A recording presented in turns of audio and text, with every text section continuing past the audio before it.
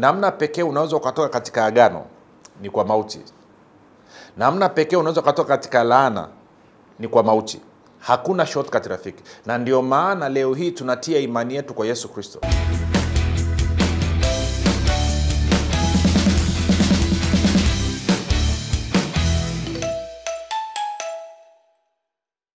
Popote pale ulipo rafiki, na kukaribisha katika mafundisho ya Kristo kupitia vipindi vya neema na kweli. Jina langu naitwa Huruma Gadi. Ninafuraha kwamba umeweza kuungana nami kwa mara nyingine tena ili kuweza kusikiliza kile ambacho Bwana wetu Yesu Kristo ametuandalia.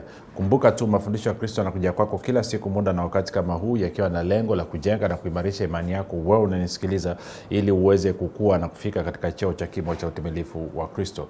Kwa lugha nyingine, ufike mahali uweze kufikiri kama Kristo, kuzungumza kama Kristo na kutenda kama Kristo. Kufikiri kwako rafiki kuna mchango wa moja kwa moja katika kuamini kwako. Ukifikiri vibaya utaamini vibaya, lakini kama utafikiri vizuri dhahiri basi utaweza kuamini vizuri. Hivyo basi fanya maamuzi ya kufikiri vizuri, na kufikiri vizuri ni kufikiri kama Kristo, na ili uweze kufikiri kama Kristo unabudi kuwa mwanafunzi wa Kristo. Na mwanafunzi wa Kristo anasikiliza na kufuatilia mafundisho ya Kristo kupitia vipindi vya neema na kweli. Tunaendelea na somo letu linalosema agano la neema, na wiki tumekuwa tukichambua nikijaribu kuonyesha kwamba Torati inaleta laana, neema inaleta baraka. Na tumekuja kuangalia mambo kadhaa na jana tulianza kugusa mambo kidogo moto.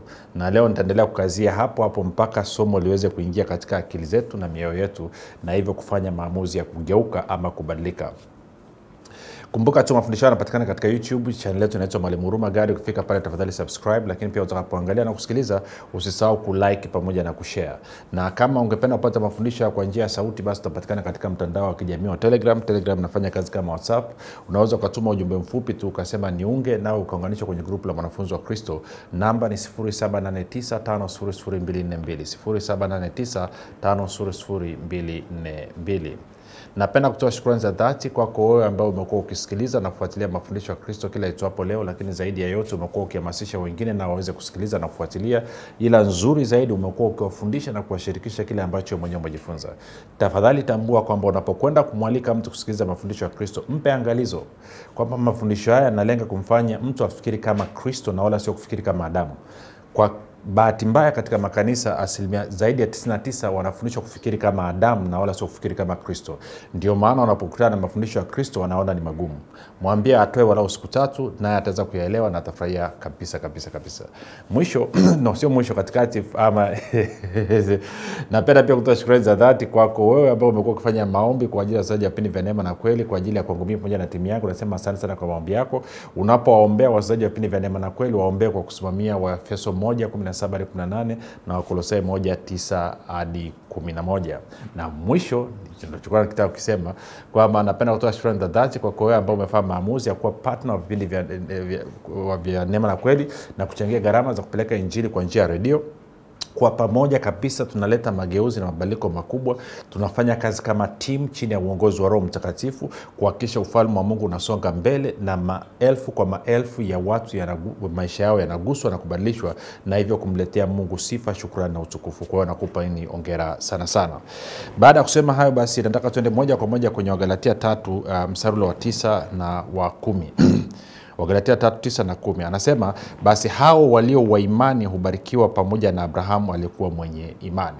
Na nikakwambia hapa anavyosema hao walio wa imani, anamaanisha wale ambao imani yao iko katika Yesu Kristo, sio imani ya kitu kingine chochote. Maanake imani yako kwa Yesu Kristo inakufanya wewe uwe mwenye haki. Si haki inakuja kwa njia ya imani. Na ndio maana ule mstari wa 8 amesema kwamba na andiko kwa vile lilivyoona tangu zamani kwamba Mungu atawahesabia haki mataifa kwa imani, lilimhubiri Abrahamu habari njema zamani kusema, katika wewe mataifa yote watabarikiwa. Kwa lugha nyingine, baraka ni matokeo ya haki inayopatikana kwa imani. Nitarudia tena, baraka ni matokeo ya haki inayopatikana kwa imani, na wala sio haki inayopatikana kwa matendo ya sheria. Sasa mstari wa 10 anasema, kwa maana wale wote walio wa matendo ya sheria wako chini ya laana. Wale wote walio wa matendo ya sheria wako chini ya laana. Kwa nini? Anakupa sababu. Hasa kwa sababu imeandikwa, amelaaniwa kila mtu asiyedumu katika yote ama kuyatimiza yote yaliyoandikwa katika kitabu cha Torati ayafanye. Kwa hiyo Anasema sababu kwamba wale walioko chini anasema sababu kwamba wale watendo wa sheria ama walioko chini ya Torati wako chini ya laana ni kwa sababu wanatakiwa kutimiza yale yote yaliyoamriwa katika Torati na kuyafanya, sio kusikiliza tu, kufanya. Na saa nyingine kitu ambacho watu hawaelewi,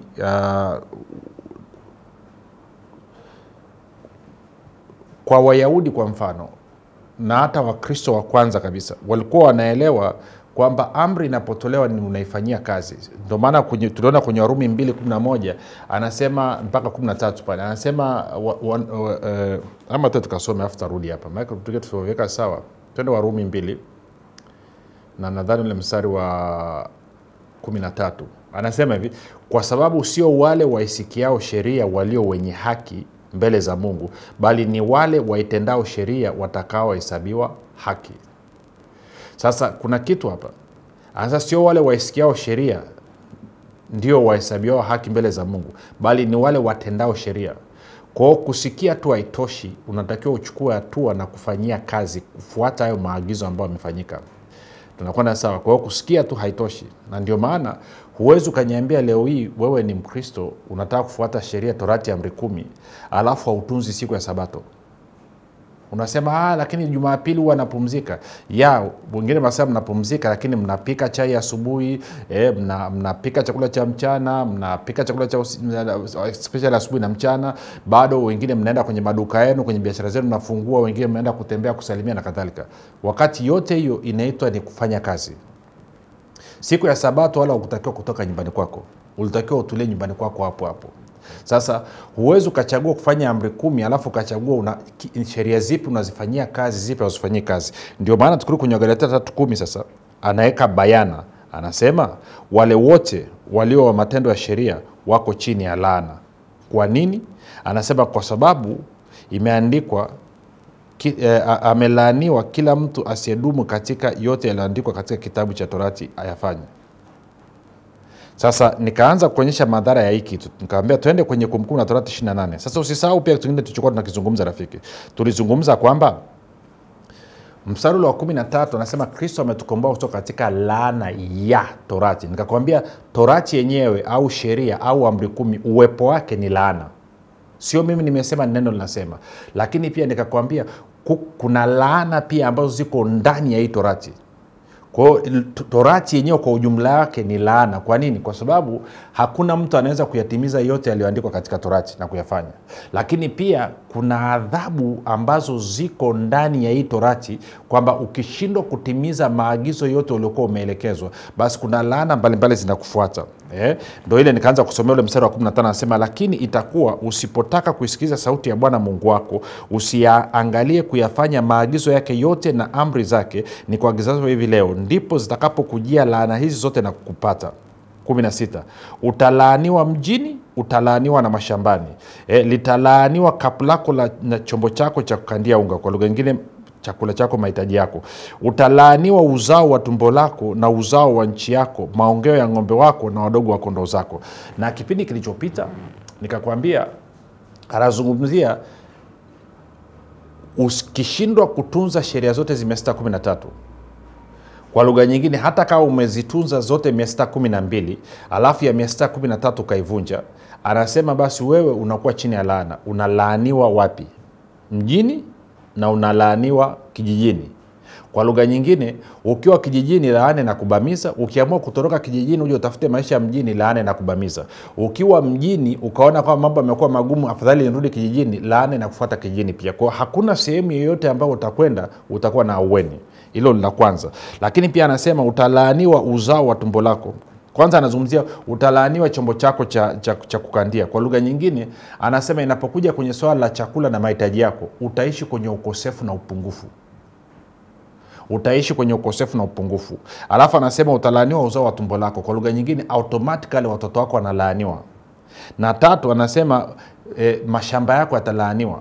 Alafu na 4 anasema kazi za mikono yako ama biashara yako italaaniwa. Sasa nikakuuliza kipindi kilichopita, ni nani huyo mwenye akili timamu ambaye kwa kupenda kwake mwenyewe anaenda kujiingiza kwenye maisha ya upungufu na ukosefu, maisha ya watoto wake kulaaniwa, maisha ya mashamba yake yote kulaaniwa na kazi za mikono yake kulaaniwa. Ni nani huyo? Si ndio maana leo hii una wapendwa wameokoka, akifuga kuku anakufa, akilima bustani mchicha sio kitu gani, wadudu wanaingia wanavamia, anabadilisha hiyo. Akikaanga maandazi hayatoki. Akiamua kuuza mboga za kununua ili auze kwenye nini, zinasinyaa. Hayo ndo maisha ya watu waliokoka yalivyo. Ni magumu kweli kweli, na wanajaribu kutafuta kwamba tatizo liko wapi. Sasa wengine wanasema labda hii ni laana. Nenda anaenda kuvunja laana, na nilikwambia laana haivunjwi, laana inaondoka kwa kufa. Kwa sababu laana imekuja ili ikuue. Kwa laana haiwezi kusimama mpaka hapo itakapomaliza kazi yake. Ndio maana tunamwamini Yesu Kristo kwamba alikufa kwa ajili yetu, alikufa katika nafasi yetu. Kwa lugha nyingine, alichukua hiyo laana akafa kama mimi. Kwa hiyo ina maana kwa sababu nimekufa katika Kristo, kwa kuwa nimekufa pamoja naye, maana yake ni kwamba nimefunguliwa kutoka katika laana. Kwa hiyo namna pekee unaweza ukatoka katika laana ni kwa imani yako iliyo kwa Yesu Kristo. Nikakwambia pia namna pekee unaweza kutoka katika agano ni kwa imani yako katika Yesu Kristo. Hakuna njia nyingine yoyote. Kwa hiyo sasa hapa nazungumzia, lakini akuishia hapo, angeishia pale tu ingekuwa afadhali. Kwa hiyo anasema 19 anasema utalaaniwa uingiapo, utalaaniwa utokapo. Yaani maana yake ni kwamba unapotoka kwenda kazini umelaaniwa. Alafu unapotoka kazini ukirudi nyumbani pia umelaaniwa. Yaani ukitoka asubuhi kuna laana na kuchapa. Alafu ukirudi, sasa kuna kitu kingine labda nikueleza, wengine hawajaelewa. Ngoja nirudi nyuma kidogo.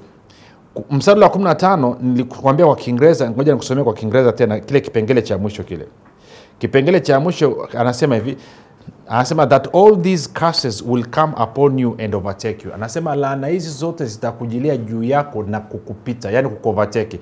Nikakwambia wakati laana moja inakuchapa sasa hivi, nyingine imeshatangulia mbele yako inakusubiria. Kwa hiyo hapa chini anasema kwamba utalaaniwa uingiapo, utalaaniwa utokapo. Maana yake nini? Asubuhi unapotoka kuna laana mpya iko hapo mlangoni na kusubiri na kuvamia.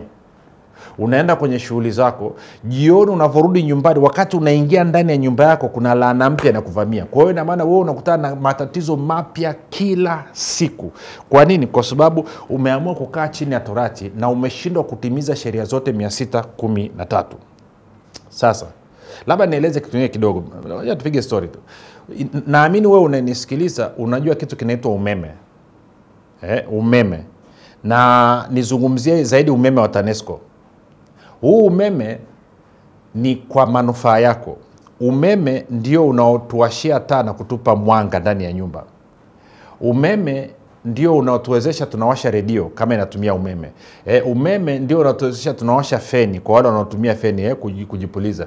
Umeme ndio unaotuwezesha kuwasha viyoyozi kwa wale ambao wanatumia viyoyozi. Umeme pia unatusaidia kupasi nguo. Lakini umeme huu ndio unaotengeneza bidhaa viwandani. Sasa huu umeme umetengenezwa kwa manufaa yako. Lakini utakapokosea namna ya kushirikiana na huu umeme, ukaenda kinyume na utaratibu ambao umepewa, umeme huo unageuka unakuua. Nadhani umeshasikia watu wengi ambao wameuawa na umeme. Haina maana wakati TANESCO wameleta umeme mtaani, walileta umeme kwa lengo la kuua. Walileta umeme kwa lengo kwamba umeme huo una manufaa kwa watu. Lakini watu wanaposhindwa kushirikiana na kufuata kanuni na utaratibu uliowekwa, wanaishia kufa. Kwa Mungu naye alivyoleta Torati, Biblia inasema Torati ni njema. Torati ni takatifu, haina shida yote. Shida ni kwamba mwili wa mwanadamu, kwa sababu ya udhaifu wa mwili wa mwanadamu anashindwa kushirikiana na hii Torati, hii sheria.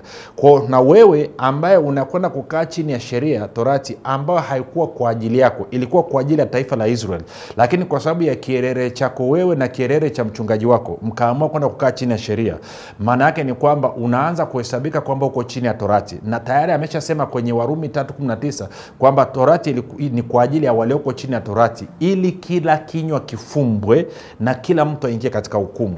Kwa hiyo kitendo cha wewe kwenda kujiweka chini ya Torati, sheria amri 10, automatically maana yake kinywa chako kinafumbwa. Maana yake muda wote utashindwa kutimiza hayo masharti na kujiona kuwa ni mwenye dhambi, lakini pia automatically unaingia kwenye hukumu ya Mungu. Na hukumu ya Mungu ndio hizi laana ambazo zinazungumzwa hapa zitakujilia na kupata. Ndio maana mstari wa 19, kumbuka 28:19 anasema Utalaaniwa uingiapo, utalaaniwa utokapo. Alafu anasema Bwana atakuletea laana na mashaka na kukemewa katika yote utakayotia mkono wako kuyafanya, hata uangamie na kupotea kwa upesi kwa ule uovu wa matendo yako ulioniacha kwayo.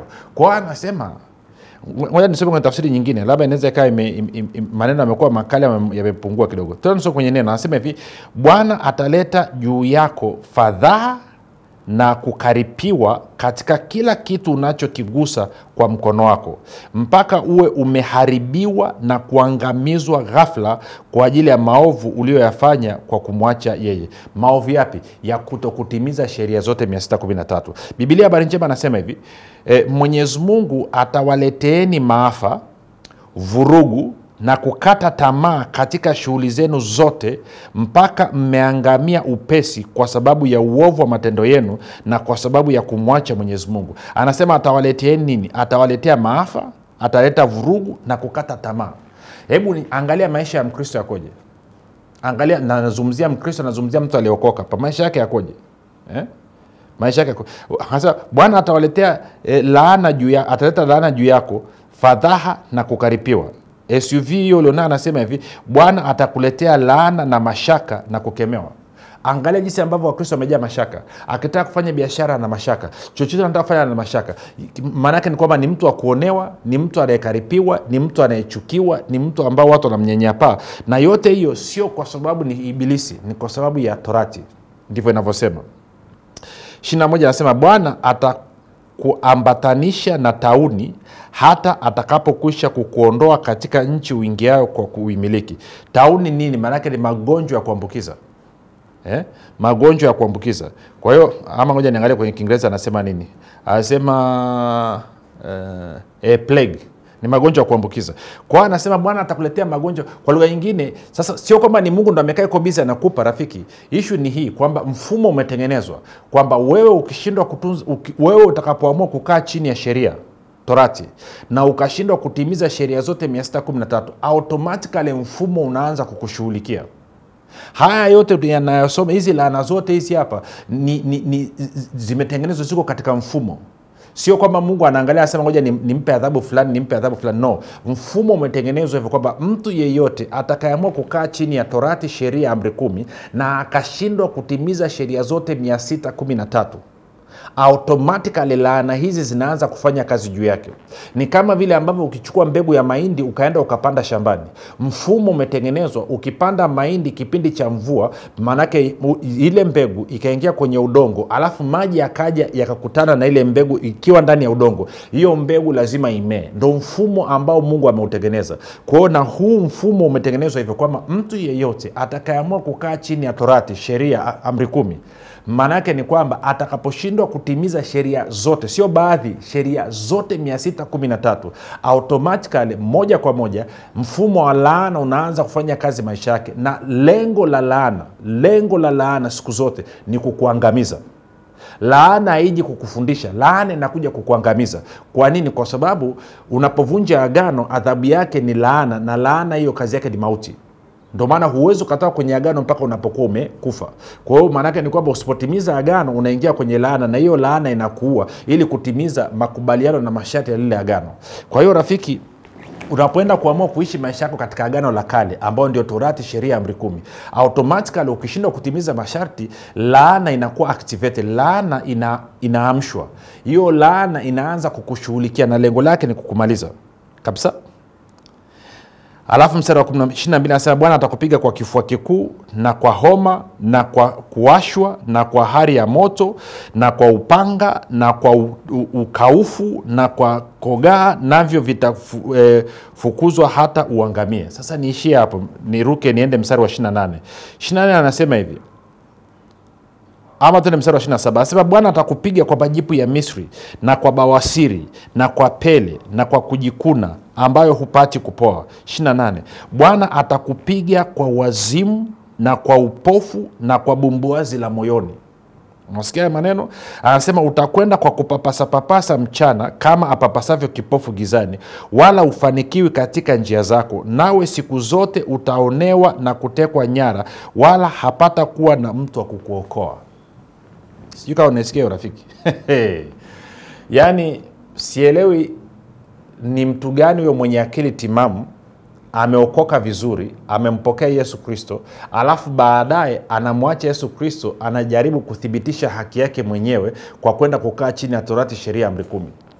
Huo ni wazimu. Ndio maana nikakwambia Paulo akakasirika sana.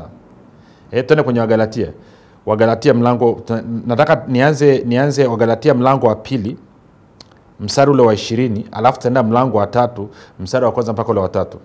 Wagalatia 2:21, Wagalatia 2:21 anasema hivi: Siibatili neema ya Mungu, maana ikiwa haki upatikana kwa njia ya sheria au Torati au amri 10, basi Kristo alikufa bure. Kwa hiyo anasema kitendo cha mimi kutafuta kukubalika mbele za Mungu, kuwa mwenye haki mbele za Mungu kwa kutumia sheria, Torati, amri 10, maana yake ni kwamba nafanya mambo mawili. Moja, nasema kwamba Kristo alikufa bure, na kwa kitendo hicho nabatili neema ya Mungu. Kwa lugha nyingine, moja, maana yake ni kwamba nadharau na kupuuza kazi ya msalaba Yesu Kristo, na dharau na kupuuza kifo cha Yesu Kristo, na kwa kufanya hivyo nakuwa nimebatilisha, nimezuia neema ya Mungu isifanye kazi katika maisha yangu. Na ndio maana mlango wa 3 sasa mstari wa kwanza anasema hivi: enyi Wagalatia msio na akili, ni nani aliyewaloga ninyi ambao Yesu Kristo aliwekwa wazi mbele ya macho yenu ya kuwa amesulubiwa? Nataka kujifunza neno hili moja kwenu. Je, mlimpokea Roho kwa matendo ya sheria, yani kufuata sheria, Torati, amri 10,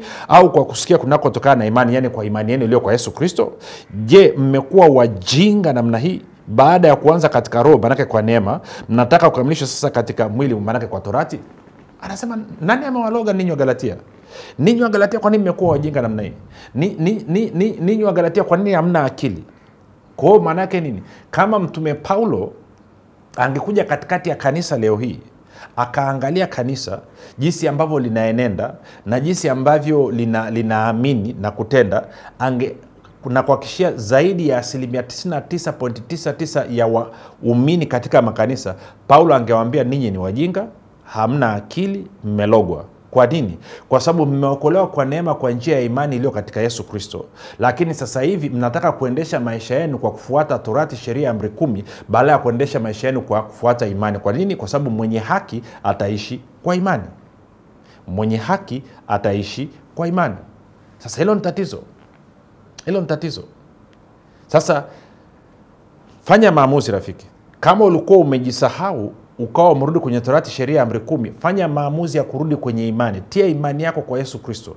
Anza kuishi chini ya neema ya Mungu. Mruhusu Roho Mtakatifu akuongoze. Kuishi maisha ya neema nini? Ndio inaitwa kuenenda katika Roho. Maisha ya neema maana yake ni kuenenda katika Roho. Maisha ya neema maana yake ni kuongozwa na Roho Mtakatifu. Kwa kufanya hayo maamuzi ya kugeuka na kurudi katika hilo. Sasa muda umetuishia. Nataka tufanye maombi kwa ajili ya watu wenye changamoto za afya na magonjwa mbalimbali. Nitaomba kwa ajili ya hiyo. Kuna mama unanisikiliza, naamini kabisa uko kanda kaskazini, na naona zaidi kama uko mkoa wa Arusha, na umeshafanywa operation mara 3 kwa ajili ya tumbo na halijakaa sawa. Na nikizungumzia tumbo ni tumbo kwa maana mfumo wa chakula, na hata sasa hivi unafikiria tena kurudi hospitali ya KCMC.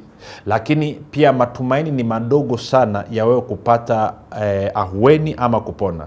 Navozungumza na wewe sasa hivi, katika jina la Yesu Kristo, Roho Mtakatifu yuko hapo kwenye tumbo. Utasikia moto unapita hapo tumboni. Roho anashughulika na hilo tatizo. In fact, anarekebisha makovu yote na madhara yote yaliyotokana na operation. Lakini pia anaondoa tatizo la kwanza kabisa lililosababisha kufanyia operation, na kuanzia sasa utakuwa sawa. Ulikuwa hauwezi kula vizuri, utaanza kula vizuri. Lakini pia ulikuwa una shida ya kupata choo, utaanza kupata choo vizuri kabisa, na hautakuwa na shida yoyote ile kabisa. Na maumivu ambayo saa nyingine yalikuwa unayapata na kwenda mgongoni na anaondoka. Na wewe ambao una changamoto yoyote ile, katika jina la Yesu Kristo, kamata mahali pale ambapo panauma, ama shika redio, ama kamata simu unayotumia, nitaomba kwa ajili. Katika jina la Yesu Kristo wa Nazareth, ninaamuru kila aina ya kazi ya ibilisi katika maisha yako kuondoka na kutoweka sasa hivi. Ibilisi, toa mikono yako kutoka katika wana wa Mungu katika jina la Yesu Kristo wa Nazareth. Ondoka na madhara yako yote. Ninasambaratisha kazi zako zote. Ninafunga nguvu zako zote. Hutakaa wasumbue watoto wa Mungu tena katika jina la Yesu Kristo wa Nazareth. Naachilia uzima kuanzia kwenye utosi mpaka kwenye unyayo. Amen. Jaribu kufanya kile ambacho ulikuwa huwezi kufanya. Kama ulikuwa una maumivu, angalia utakuta maumivu yameondoka. Kama ulikuwa huwezi kutembea, inuka, anza kutembea. Kama ulikuwa huwezi kuinama ukashika vidole, inama, shika vidole. Fanya kile ambacho ulikuwa huwezi kufanya. Alafu tuandikie, tujulishe uko wapi, Bwana amefanya nini.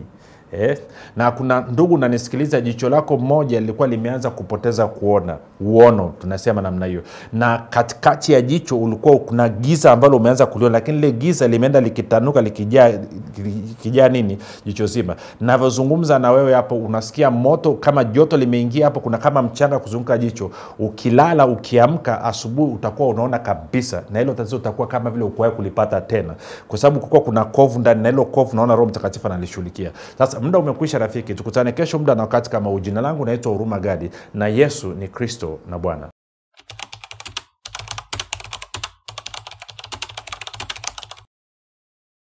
Jina langu ni Steven Mongi. Nimeanza kujifunza mafundisho ya Mwalimu Huruma Gadi tangu mwaka 2022.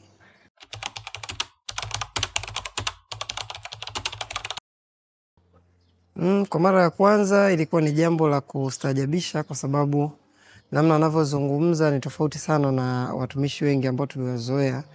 Kwa hiyo ilihitaji kuwa na utulivu na kujaribu kusikia, kwa sababu wakati mwingine unasikia unaona kwamba amezungumza jambo lile ambalo umezoea kulisikia, lakini analizungumza kwa lugha ambayo iko tofauti, na kwa sababu hiyo ina draw attention kubwa sana katika kujifunza.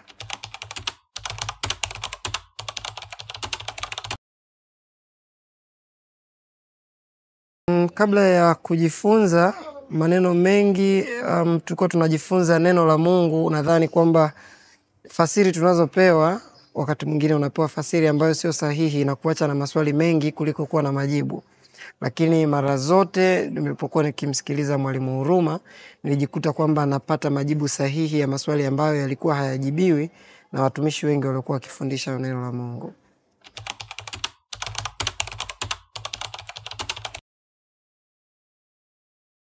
Kwanza, baada ya kuwa nimejifunza na kuwa mwanafunzi wa Kristo kupitia Huruma Gadi, kwanza imeniondolea hofu. Sehemu kubwa nimekuwa nikiishi sasa kwa amani. Sina hofu ya kuwa chini ya utawala wa Shetani, chini ya dhambi. Nimejifunza na kugundua kwamba nilikuwa sijaijua ukweli kuhusiana kwamba mimi ni nani na ile kazi ambayo Kristo aliifanya kwa ajili yangu. Na kwa sababu hiyo, kuondokana na hofu tayari inaniweka huru kwenye mambo mengi. Mambo mengi yamebadilika kwenye maisha yangu, ikiwemo familia, ikiwemo masuala mazima ya uchumi na namna ambavyo nina uhuru wa kumtumikia Mungu bila kuwa na hofu. Hilo kwa kweli naweza nikajisifu na kusema kwamba ninamtukuza Mungu sana kwa ajili ya kile ambacho amekuwa akimtumia Mwalimu Huruma Gadi kufanya katika maisha yangu.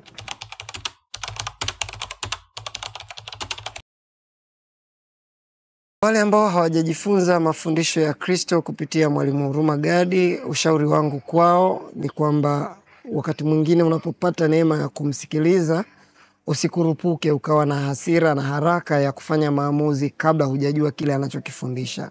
Yawezekana mwanzoni ukapata shida kidogo, lakini baada ya muda utakapomsikiliza hakika utabadilika na maisha yako yatabadilika hata kwa kama vile yalivyokuwa. Mimi imetokea kwangu, na kwa sababu hiyo ninaweza kushuhudia kwamba ninamjua Kristo kwa kiwango cha tofauti sana na kabla nina kiwango kikubwa sana cha kumjua Kristo kwa sasa kuliko ilivyokuwa hapo awali.